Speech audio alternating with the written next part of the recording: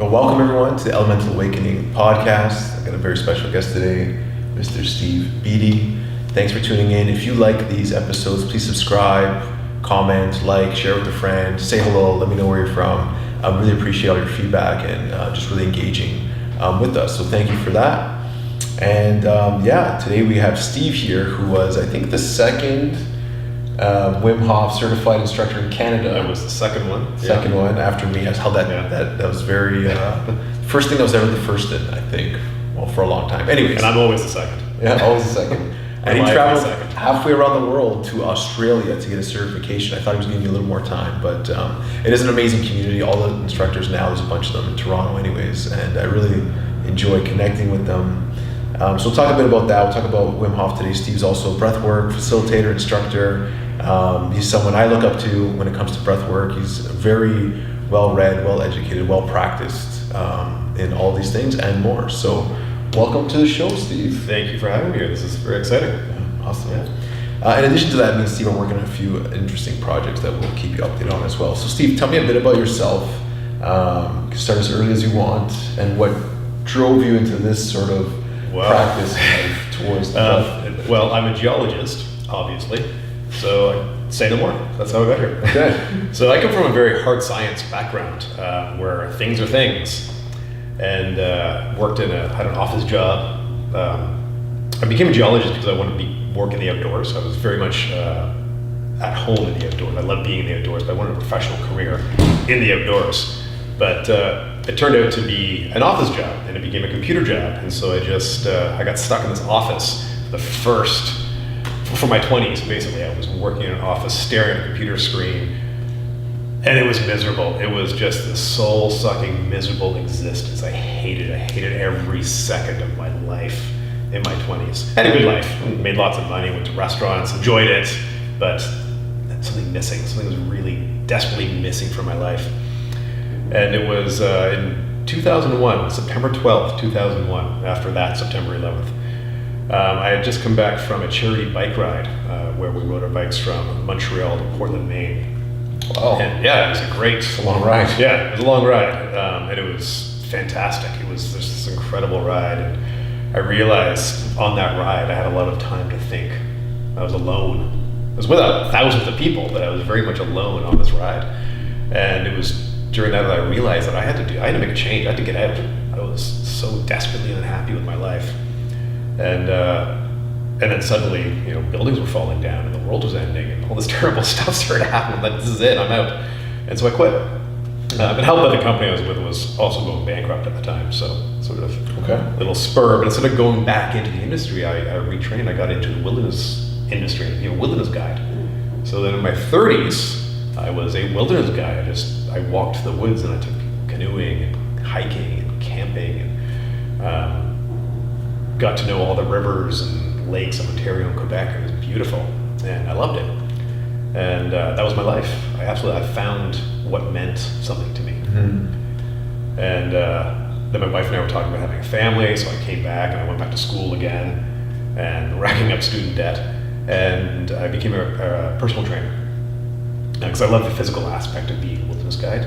So I became this personal trainer, but I still had this very mechanical view of the world as a personal trainer. And that's what we were taught at school, was like muscles contract, arm bends. That's how the body works. So I became a personal trainer. I was quite good at it. And one of the things they taught us in personal training school was to stretch your clients at the end of a training session. I actually had a professor at school say it's a good way to blow off 10 minutes of a session. Well, that's fraud. You can't do that. But everybody did, so I'd hold my client's leg in the air for them and put it down, and I'd see them the next week, and their range of motion hadn't changed one little bit. Nothing changed. I just blew off 10 minutes at the end of the session. But I had a couple clients who saw a huge change in their range of motion and their well-being and their strength and mobility from stretching. Now, why does it work for some? For a very small group of people, but for most people, stretching was a complete waste of time. And then I discovered fascia. And I read this book called Anatomy Trains by Tom Myers. And it changed my view of the human body. It's a paradigm shift in the way I think. And suddenly this body wasn't this mechanical thing. it was this interconnected whole entity that all worked together. That if your feet aren't working, your arms don't bend. Everything was interconnected. And I took this deep dive into fascia, and I became a fascial stretch therapist. I went back to school again, and became a fascial stretch therapist with the Stretch to Win Institute out of Phoenix, Arizona.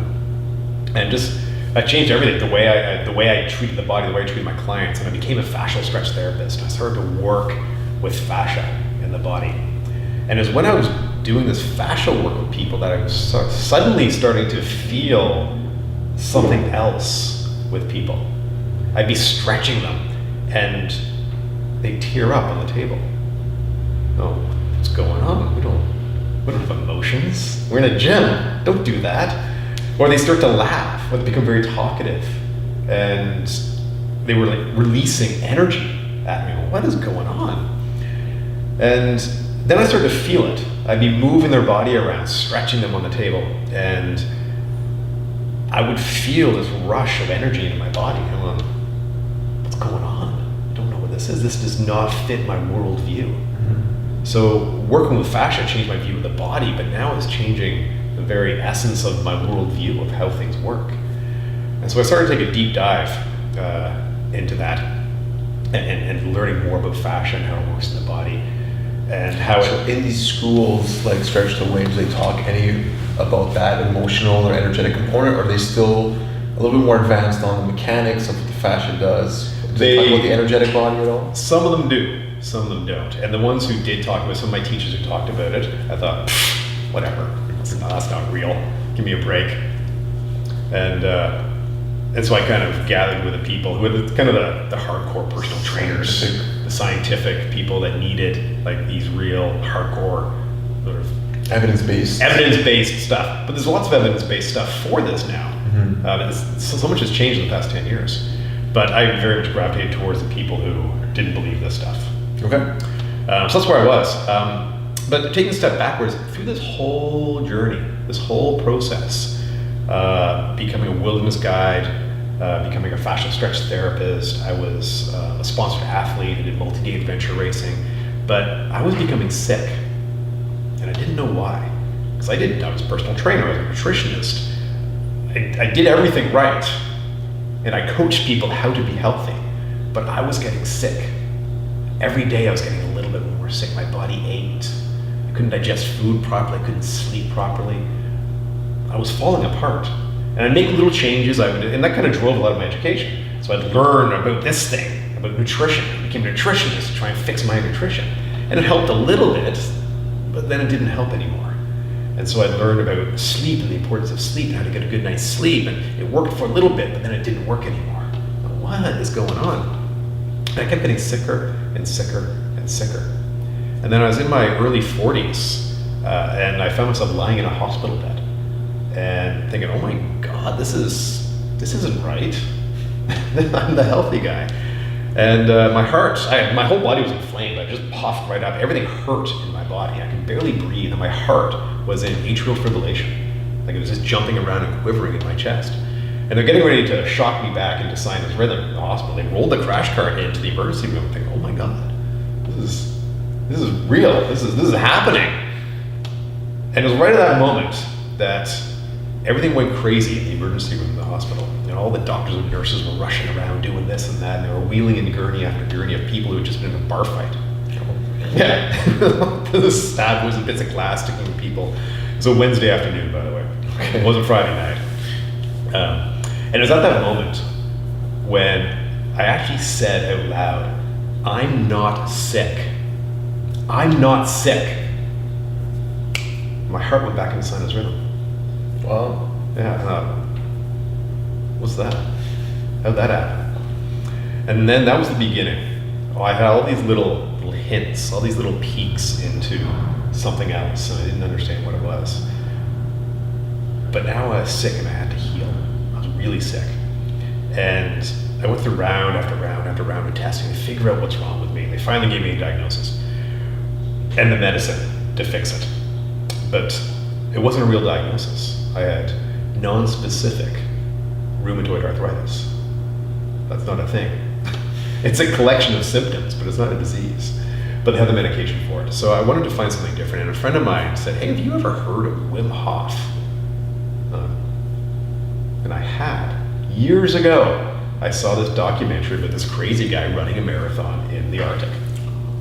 In just shorts, barefoot, bare-chested, minus 40 degrees, or whatever it was. Freezing cold, it was too cold. Yeah, it was cold. It was too cold to be in shorts. But he ran this marathon. That's amazing. So I watched the documentaries, I got the podcast, I watched more documentaries, YouTube videos. Didn't do it, just looked at it for months until finally I sat down in my living room and I listened to the recording again and I began the method.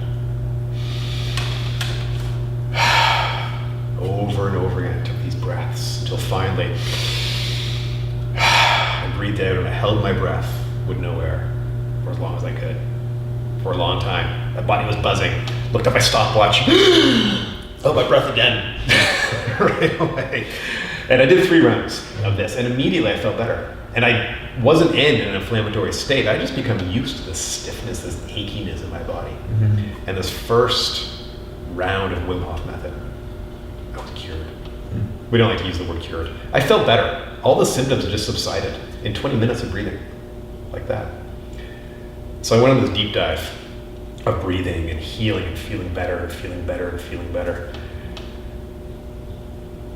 And I realized that all this stuff, it made me feel better. It taught me how to meditate again, which I'd kind of forgotten what it was.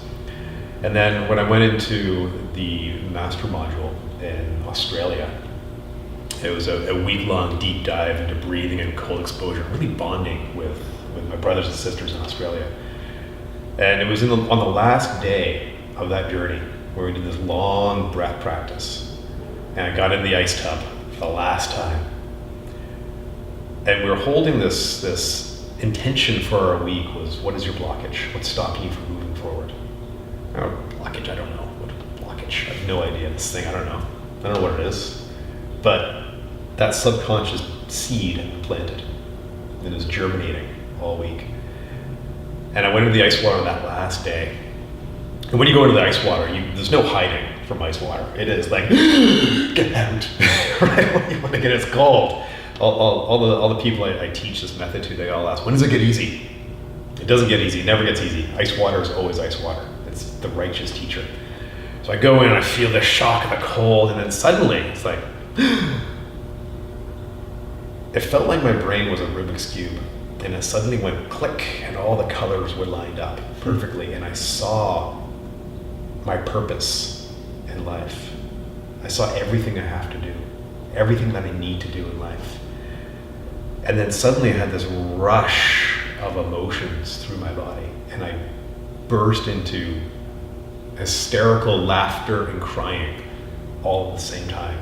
And it was the first time I cried in 32 years. Oh. That was my blockage. I had no emotions. I completely cut them off. I didn't want to deal with emotions. Mm-hmm. Be a big boy, don't cry. So my entire life I went through life like that, completely disconnected from my emotions. That's probably why you were really biased, or like when people talk about emotions, like I don't want to go there, that's not real. Yeah, because you're 100%. You're suppressing it in yourself. So entertaining that possibility. It can't be real. Because I don't want it to be real. Can you trace that back to like childhood? Was that like something your parents would say, like be a man, Steve? Or oh, very much. Yeah, I'm a good Protestant child. I was born in the UK. I was raised as an English kid. We don't stiff up our lip and all that. Yeah. So we don't want to deal with that kind of stuff at all. I was always told to be stoic.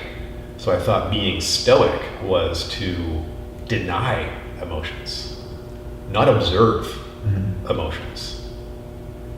So what the Wim Hof method has done, and in my journey into breathwork, which has gone way beyond the Wim Hof method now, it is a way to go deep within myself and observe my emotional state and to understand them and slowly peel away those layers. Over the past 2.5 years, where I've been on this deep dive, slowly peel away these layers to reveal what's deep inside the trauma that we go through in life. That if you deny yourself emotions, you deny yourself the ability to process trauma in your life.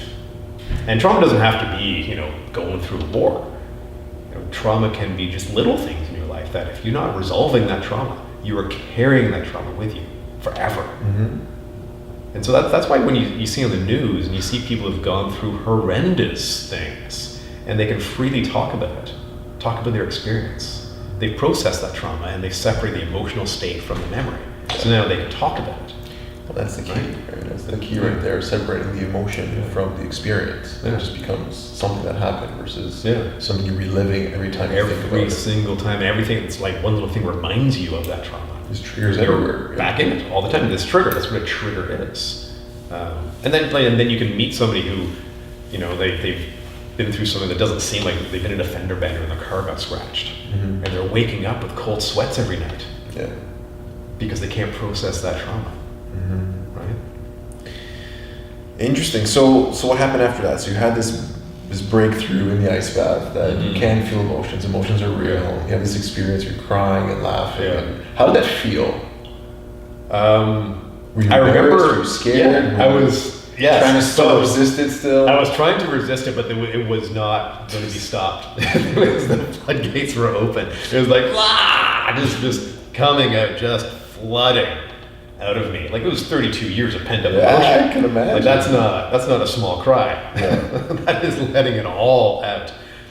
I remember being embarrassed and like trying to hold it back, and then I'd sort of get it back, and I was out of the tub, and then a friend of mine put his hand on my shoulder and is like, blah! Again, as soon as that happened, there's just no holding back, and I try and hold, and then I still feeling embarrassed that I have emotions. I try and turn away, and I just took some quiet time to just let it flood out of me. Mm-hmm. And to this day, I'm still embarrassed by the idea of emotions, which I guess in itself is embarrassment. I guess is a secondary emotion. It's I guess now that you have the awareness, you have to go back and reprogram the subconscious mind, and that's some of the stuff that Tag's been working on. So it's how does that embarrassment serve you, and then reprogramming that, because it's doing something to protect you. Mm-hmm. It's doing something to make your parents proud. It's doing something that you've been programmed that this is good. So subconscious mind is just trying to really work for you.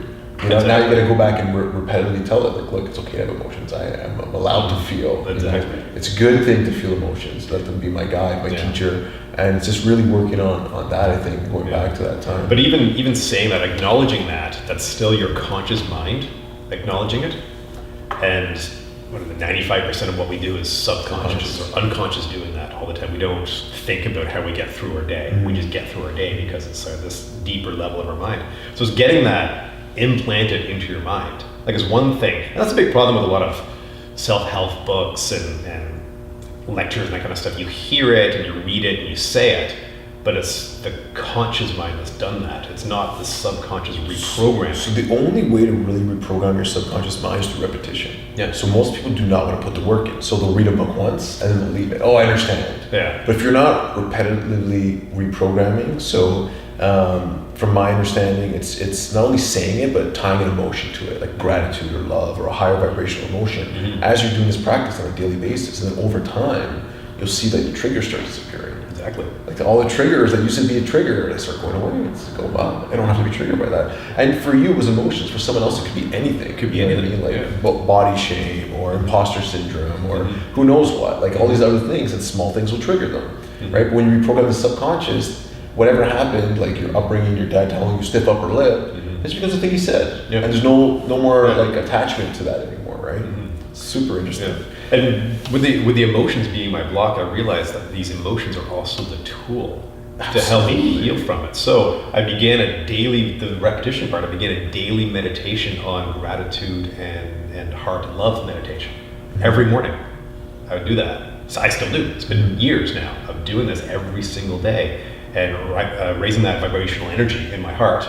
Our heart speaks more to our brain than our brain does to our heart. It's our heart that feels the emotions in our body and tells the brain this is what's going on. And then you can respond. You have to observe it. And so day after day after day, I raise that vibrational energy in my heart, and then I go deeper into that meditation and go into those places that have caused this trauma to understand. Where is this? And so I go in with that strong, resilient, heart-centered position to heal. I'm going to jump ahead a bit, but we'll come Yeah. back to your story. Have you ever tried any sort of psychedelic therapy to try to access some of those parts, like mushrooms, ayahuasca, anything like that? I haven't spoken a bit about it. Yeah. I think it's smoking a bit. Spoken. A bit. Yeah, we've spoken a bit. Well, yeah, so I haven't done ayahuasca. I used to feel a great need to do ayahuasca. I was always very drawn towards ayahuasca. But getting deeper and deeper and deeper into breath work, I go on such psychedelic journeys with just breath work now.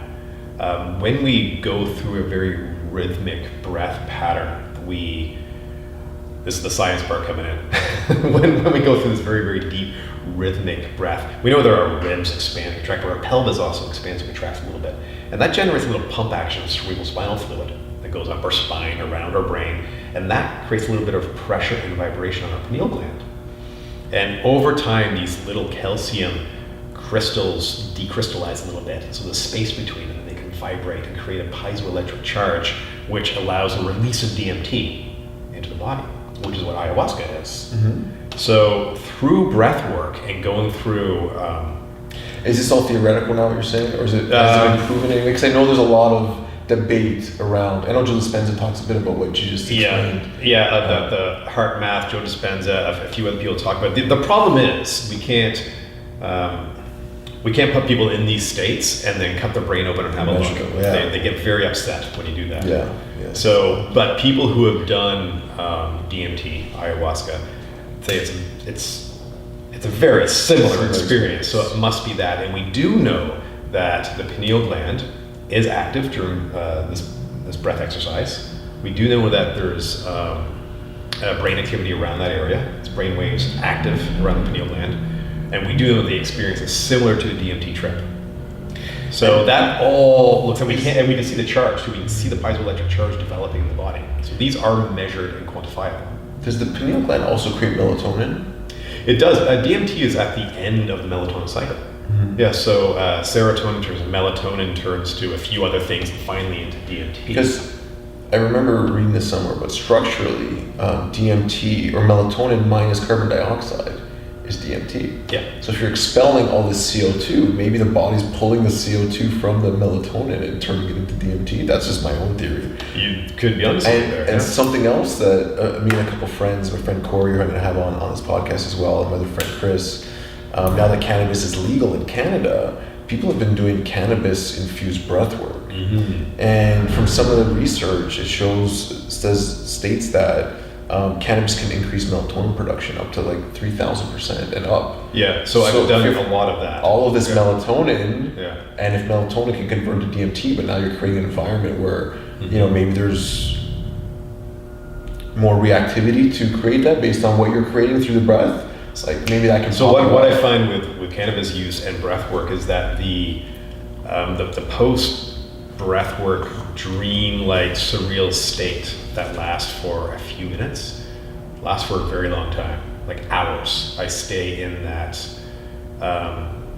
It feels like my prefrontal cortex is offline for a very long time, and I'm in this deep sort of flow state, dream-like experience. When you first wake, when you've just had a dream and you wake up and you feel where it's going on, I stay in that state for a very long time. Yeah, I think we're gonna have to do some experimentation. There's a few people doing it in Toronto now, but I want to learn from them, but I also want to use some of my own intuition. And I'm sure you got a few tricks up your sleeve that we can really play around with. That is my favorite way to use I know it's cannabis is psychedelic technically. It certainly enhances the psychedelic effect. I think if you can turn it into a psychedelic, if it's giving you that, how do you define a psychedelic? It's something that creates an altered state of consciousness that can be visual or change auditory. So if you're activating DMT through cannabis, we're also activating the cannabinoid receptors. So I was just about to say that. So who was it? Even just yesterday I was talking about how there were 5, my friend Chris was mentioning it, there were 5 things that were important to create an altered state of consciousness naturally. And one of it was stimulating the vagus nerve. There's a few other ones, but one of them was activating the endocannabinoid system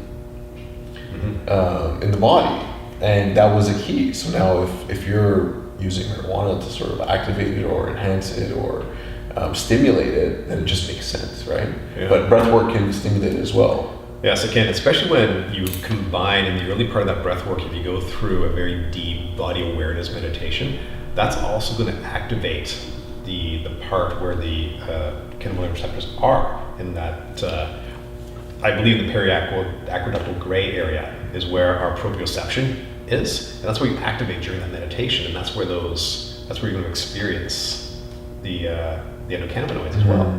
So you're getting an enhanced reaction there, and then you're also increasing the melatonin by 3,000%, you said? Some of the studies I saw was 3,000, 4,000%. So it's big. It's not just a little bit. Yeah, so that's adding to all that stuff. Yeah.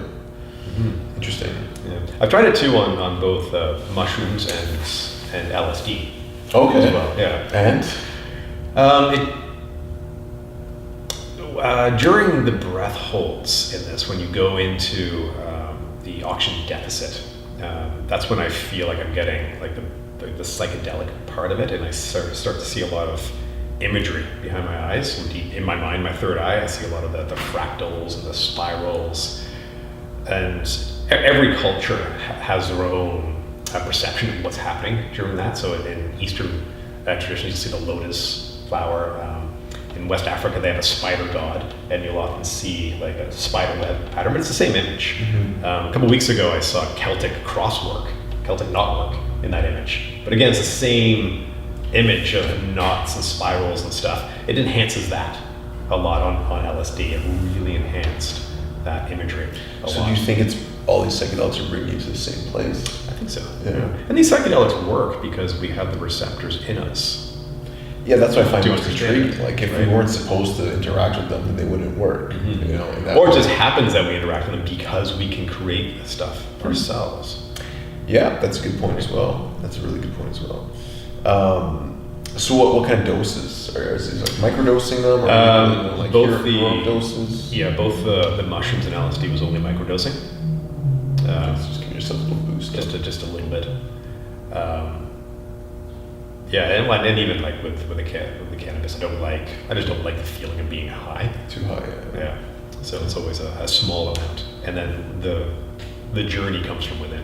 That's why I like breath work. I think our body will only ever give us what we're able to handle. If we go, and a lot of fantastic work has been done around ayahuasca and iboga and LSD and mushrooms also just have a lot of fantastic work, very important work. But it's an external source.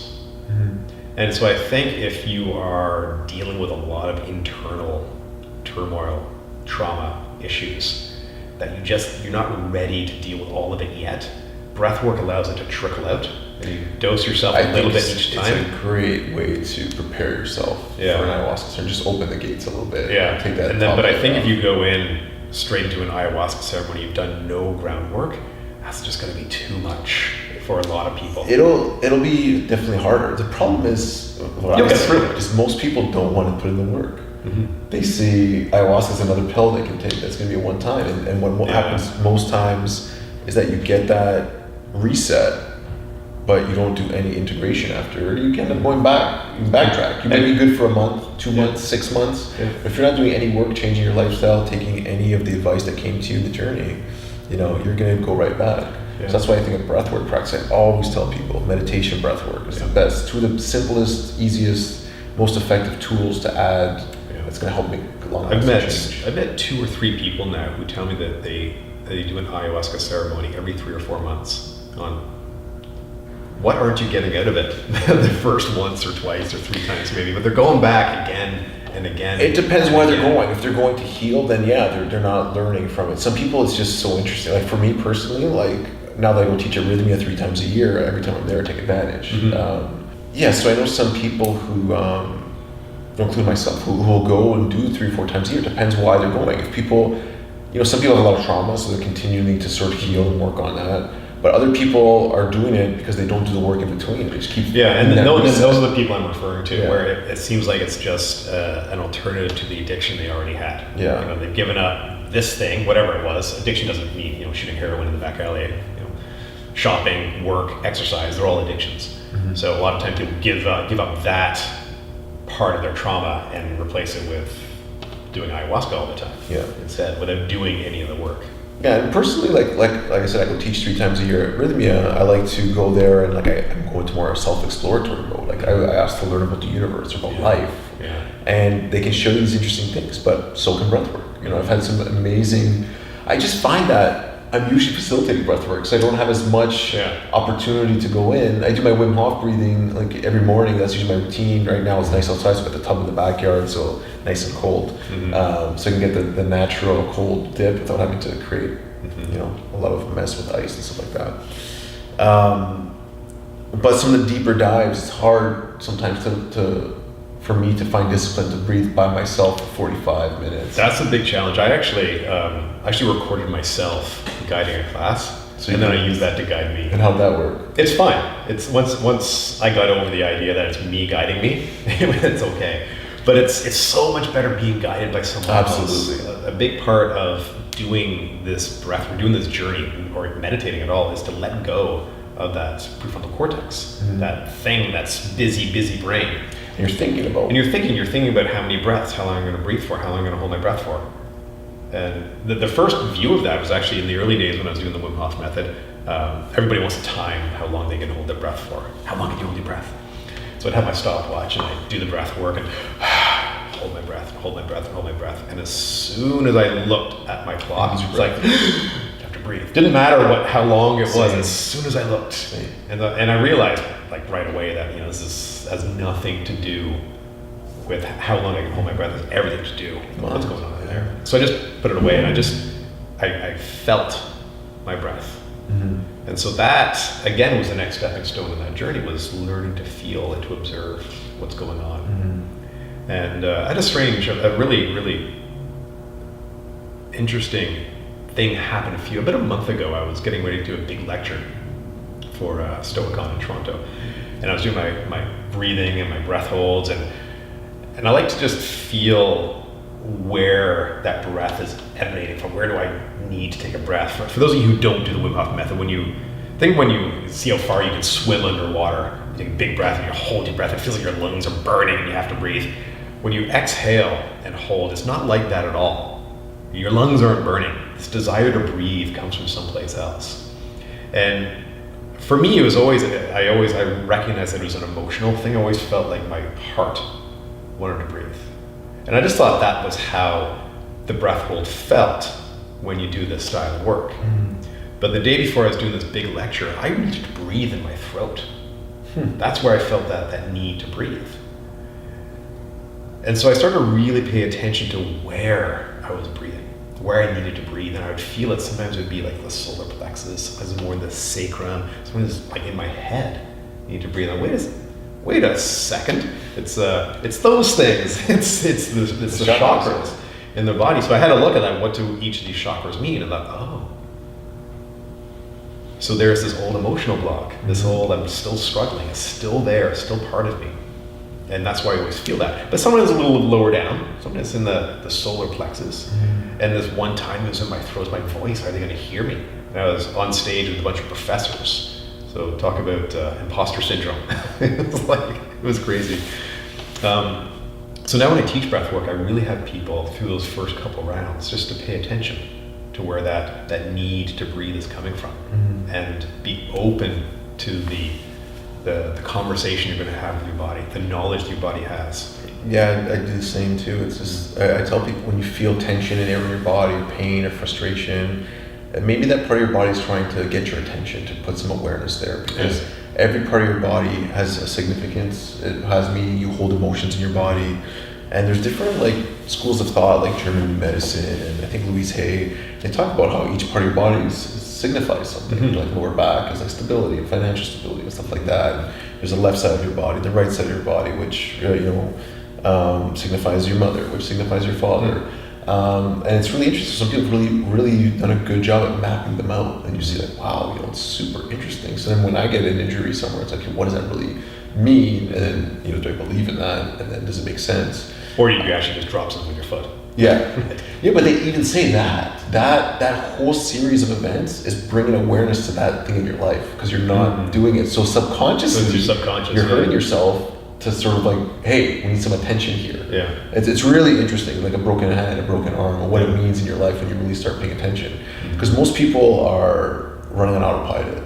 Their subconscious mind is running the show. Consciously, they're just going through the motions of life, and they have no awareness. And that's, when I say like, once you become more aware, you see like even opportunities come, like different things are going to start popping out, and you're going to be drawn more to be able to follow your intuition.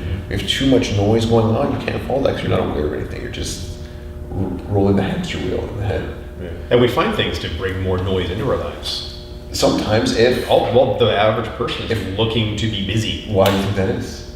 Well, to drown out what's going on. Distract themselves. Yeah, exactly. And I just started realizing that about myself. And I was like, okay, we gotta to slow down. What am I distracting myself from? Yeah. What's the void I'm trying to fill here? So it's super interesting. So I guess coming back to your story, so you had this breakthrough, you went on, you did some more practice, and now what are you doing now? I'm helping people go on the same journey that I went on. So I teach a daily breath class, which is just to the public. But on one-on-one, I take people it started off taking people who had physical pain in their body. They had chronic pain, whatever it was. And I noticed this before I went on my own journey. I would notice that people come to me and they have a bum shoulder that's hurt them for 10 years. And I would ask them where that pain is. Like, can you point to the pain in your shoulder? And they would actually literally look and think, oh, well, it's my shoulder. Well, but what part of your shoulder? What's in there? Can you touch where the pain is? And they can't. They actually don't have a location of the trauma, the pain itself, just that it hurts. Mm-hmm. So it wasn't a real injury. It may have started off as a real injury, but there's no injury there now. And so I do my manual therapy of fascial stretch therapy and help bring a range of motion back to it and awareness. When we do fascial mobility, we increase proprioception, body awareness of that area. And when I was doing that, a lot of these people would have an emotional release. When we released and mobilized chronic pain areas, they would have a release, an emotional release. And then the pain was gone. And often stayed gone completely. Mm-hmm. They resolved it. I don't understand what's going on. I understand now what's going on. So now I take people who have this kind of chronic pain and we peel away some of the layers, but with that fascial mobility work that brings proprioception, now we can also use breath work to go deeper within and build a greater body awareness, and then go deeper into the mind with breath work to help to process those emotions that are being released in the body. Mm-hmm. We have neuropeptides is the molecule of emotion. Every emotion you have, you release neuropeptides. And if it's a traumatic event, you may store that in your body because you're not ready to deal with it. In my case, I have 32 years of neuropeptides stored up that came flooding out in a big tidal wave of emotion. But so we use breath work, and then I take them into a heart meditation to bring awareness to the emotional state of the heart, so that the heart can now send that signal to the brain. Mm-hmm. But because we've done this deep breath work, and I've taken them into this low alpha state, or even a theta wave, dreamy, hypnotic state, where their subconscious is very much close to the surface, and I can talk to the subconscious, and they can process this information, this material, this communication that the body has given them, comes to the surface. And it allows them to release and move forward and get over these events, whatever it might be. Yeah, a lot of similarities into sort of breath work that I've also developed. Start off with some Wim Hof breathing and just really pushed it a little bit to get people into that state. And then, it's just really engaging with, the intelligence of the heart, getting into those space of gratitude, love, joy, forgiveness. And it's super powerful. Like, I have people that are like, that's the first time I felt my heart like really buzzing with love, or first time I was able to connect with my inner child, or so many first times. Even just last night, it was just so amazing. And I realized when you talk about fulfillment earlier, like helping to facilitate those kind of experiences for people and seeing like the effect it has on them is the most fulfilling thing in the world. Like, you couldn't pay me enough money to get that feeling. Like, yeah, I'd like to get paid $10,000 to do it. Oh, for It'd sure. be great, but I'm not going to get that same feeling getting paid $10,000 to do just anything. Whereas, you know, just doing this, which I really don't get paid much to do, but there's such a fulfillment aspect to it. Yeah. You know, where people are just like grateful and they feel this change, and that's so amazing. I have a number of people who just come to my class every day, and they do it because they say they just feel good all day long. Mm-hmm. And they recognize that when they feel good, everybody they talk to also feels good after that. They go and get a coffee from Starbucks. You know, the person behind the counter now feels good because you give off this you give off a radiation from you. And we can do that. We can measure. When we measure brain waves and heart waves and stuff, we don't put probes inside the body. We measure the heart outside the body. Yeah, I think it's like 27 feet. It can give off a... Oh yeah, and perhaps further. Yeah, we don't know. We don't know. And same thing with brain waves. Mm-hmm. The probes aren't inside the brain; they're on the scalp. They're outside the brain, right? Our brain waves are out here. Our heart is way out here. It's pulsing away from us all the time. And so when you're just aware of that and know that when you raise that vibrational energy of love and gratitude and joy, and just feel that in your heart, when you walk into the coffee shop and that person behind the counter just dealt with the most miserable piece of crap person in their life, and you come in with love, you can see the change on their face immediately. And we always talk about, you know when the dark cloud walks in, you know, that very, very negative person walks into a room behind you, and then what the hell is that? You can feel it. You can feel the same thing when somebody who's just full of love and joy, gratitude. When they walk in, you feel that too. Yeah, absolutely. Okay, so let's move on to some random questions now. Well, I guess just to wrap up your story, you know, this is elemental awakening. So was there a particular moment in your life, would you say, was the major shift? Was it in that ice bath? Was it, like, what was that awakening moment where your whole life sort of shifted? It was that moment in the bath when the floodgates opened and it came out. And that was the last day. I went back to Melbourne, Australia, and stayed another 2 days there, but I didn't actually leave the hotel. I just stayed. I couldn't deal with it. I couldn't deal with people. Just so much emotion.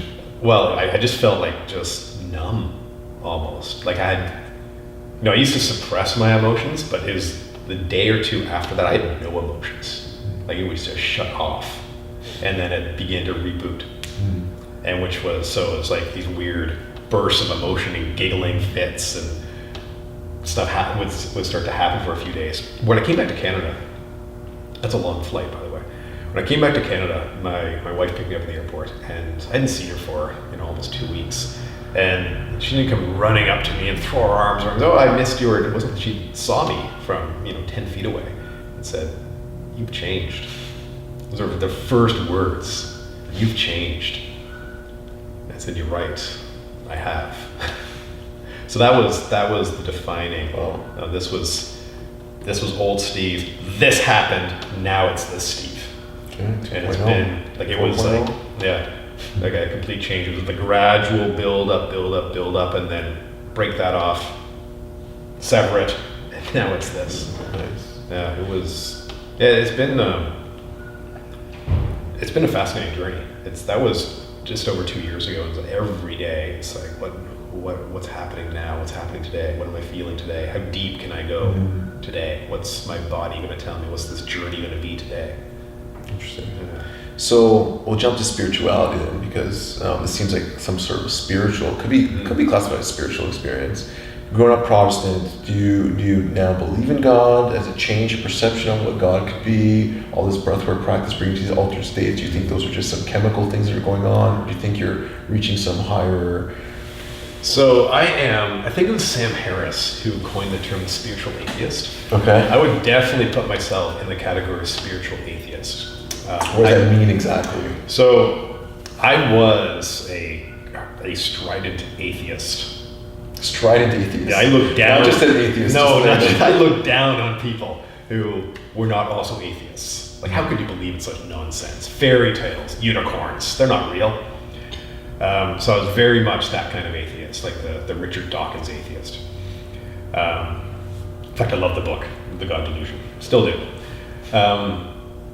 But as a wilderness guide, as somebody who always loved being in the woods, who wanted to be in the outdoors, I was always very connected with nature. I always felt very much at home. I felt the vibe of nature. So even when I was this strident atheist, I still felt nature. Didn't know what I felt, but I felt nature. Now, in the past couple of years, I've really been exploring what consciousness is and where consciousness sits in the body or outside the body. What are we? We're not just this physical self. Obviously, we're not this physical self because we measure ourselves outside of our body. So there's definitely an energetic connection. Consciousness sits somewhere within that matter, within that energy. And there's an emerging theory, it's called pan consciousness, I think it's called, where consciousness is in everything. It's in the vibrational state of atoms is where consciousness is found. So this cup, it has atoms in it. It doesn't have a lot of stuff going on though, so it's only a little bit conscious. But as a more complex body with lots of stuff going on, we're highly conscious. So everything is conscious in some level. And you think that consciousness represents some sort of God that's saying there's more to this than just us? But the problem I have with God, and I'm not talking about the biblical God. Yeah, like some. The problem with the biblical God, I've got a list, but the idea of a supreme being, a supreme consciousness, I don't know why we have to have such a thing. Like that doesn't serve. Well, something that put all this into motion, something that created everything. Then what created that? Right, you can always keep going back to what created that. Am I diving into an argument with an atheist that I'm not prepared for? Maybe, because it seems like I get all the rebuttals. But say I was thinking about this just the other day actually. The idea that this coffee cup is only a little bit conscious. If I tear this coffee cup in half, it's paper. If I tear this coffee cup in half, is it now equally? Is it just half of what it was, or are they equal consciousness? Are we just fragments of a greater consciousness? The Big Bang, which we know that's how the universe came into being. I'm pretty sure. Theory. Was it a sudden fracturing of consciousness? Could. Was there one solid consciousness at one point that fractured into billions and billions and billions and billions of lesser and lesser and lesser consciousness? And we are just one little fragment of that consciousness. It's quite possible. And when we release our corporeal selves, if our consciousness exists in that energy state, we know that energy is preserved. You can't get rid of energy. Energy will always exist. So if our consciousness, as this pan-consciousness theory goes, it's in that vibrational state or the energy state of atoms, that doesn't disappear. When we die, we don't, our atoms don't cease to exist. So the energy is still there. Does that consciousness exist? Does it go back into a broader field of consciousness? Does it fall into the conscious, like the earth must be very conscious? So do you think, from your perspective now, let's just simplify this a bit, do you think Steve's has a soul that will leave this physical body and still exist beyond this experience right now? I don't know. You don't know? Okay. Has your unknowingness changed at all since your experience with breath? Where before you might have been absolutely not? Or is the atheist perspective is we don't have any idea, or it's like it ends here and that's it? Well, as an atheist, it stopped. So now it's just a possibility that I don't know.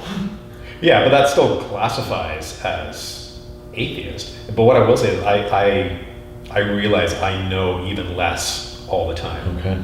The more I experience the unknown through breath work and the psychedelic effects of breath work and the expansionness of my consciousness through breath work, I feel myself growing. I feel myself, I see images and people, and I feel myself expanding and connecting to greater things. And I get, I call it the download.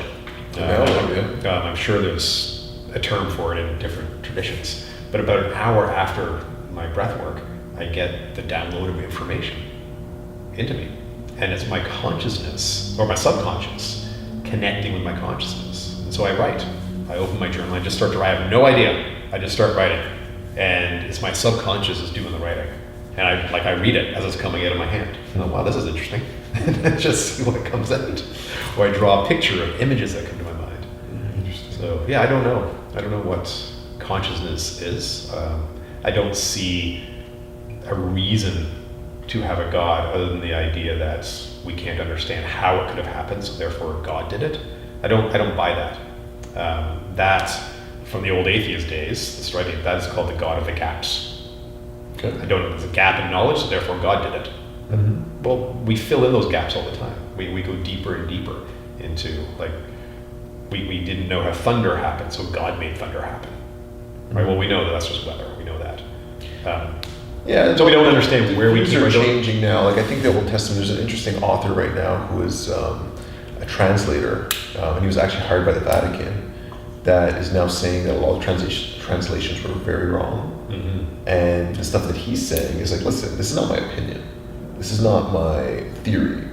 My job is to translate and tell you how I interpret these writings. And the writings are about how the Earth is like a DNA pool from some other intelligent civilization that planted us here, that to preserve this DNA, and it's super interesting. And it doesn't necessarily mean God exists, though. It just starts to explain what we believe in the Bible and how that can be interpreted. Yeah. Well, the Bible is a problematic text. You know, it's a translation of a translation of a translation of a translation of an oral story told thousands of years. Yeah, but there's a lot in there that they. What was the reasoning behind the Bible?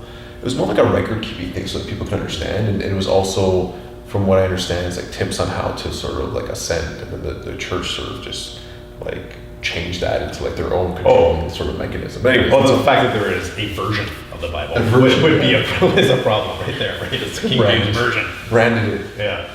Okay, so let's move on from that. Let's talk about, I got basically two other questions for you. What's the next thing you're curious about learning about? Because I know you're fascinated with learning, you're always expanding your toolkit. Is there something on the radar that's something you really want to deep dive into next? Well, your idea where you go to Rhythmia every year and you do the ayahuasca journey to experience a greater understanding of your own consciousness and your soul, your connectedness. I'm very much interested in learning where my consciousness is and what it's capable of, and how to connect. If consciousness is in that vibrational state of energy, and I am energy and I vibrate, I want to be able to change my vibrational state so that I can communicate with things we can't normally communicate, like a plant. Mm-hmm. We know that plants vibrate and have energy, and so perhaps, based on this theory, also consciousness. Well, have you heard of Cleve Baxter? He was a polygraph specialist. Yeah. He did all these tests on plants, and just by thinking about burning a plant, it would send a response on the polygraph detector. So there's got to be consciousness in there. If it knows that, if it knows that you're thinking that you're going to burn it, I'm not going to burn you. I promise. We're going to love you. Give me some water. We're going to love you this leaf. Ginger tea. There you go. Doesn't hurt you. Might not like ginger. Sorry, burning it with ginger. So yeah, I think that's kind of where. And how would you go about doing that? Like, what would be that process for you? Well, I'm coming back around. I moved away from the idea of the ayahuasca journey because I felt my healing had to come from within. Still, and I've healed for the most part. And so the next part, I wonder if I can explore deeper in psychedelics and instead of microdosing, maybe do a greater dose and go deeper into that side of things and see how that changes my own perception and consciousness. And so there's that. That's sort of my personal journey that I want to do, and I want to take. And the more I learn about myself and this journey and how to heal in different modalities of taking people through breathwork and meditation, I'm always open and learning these ideas so that I can help other people. Because I've taken somebody through a breathwork, and it's like they do it and they look at me and go, now what? Well, okay, that didn't, you're not ready for that, or the way I gave it to you was not for you. Yeah. You couldn't do that. So always expanding my toolkit on how to deliver this work to other people. Amazing.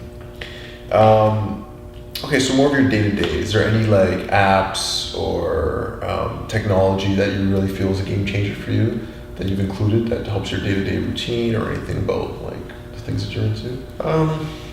Not really. The biggest thing that I do with my breath work is listen to music.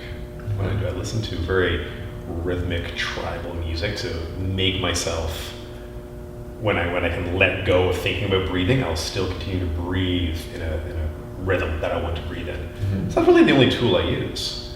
Other than that, I don't use any tools. I'm very much a digital detox kind of person. I walk in the woods barefoot without my cell phone.